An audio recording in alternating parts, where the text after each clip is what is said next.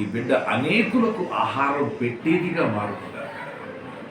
ఈ ఆహారం తనకు తింటూ ఉండగా చక్కని ఆరోగ్యమును, బలమును, శక్తిని తనకు అనుగ్రహించి తండ్రి ఉన్నతమైనటువంటి వ్యక్తిగా తను ఎదుగుతూ ఆశీర్వాదకరమైన, ధన్యకరమైన స్త్రీగా ఆ బిడ్డ మార్చబడుగా.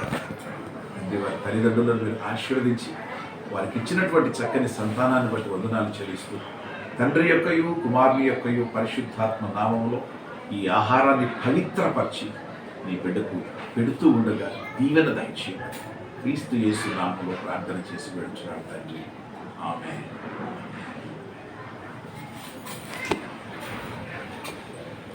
హాయ్ వెన్నెల.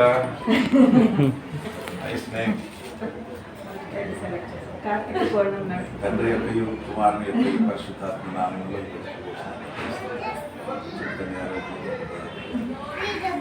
రాకెట్ వరకు పాప సార్.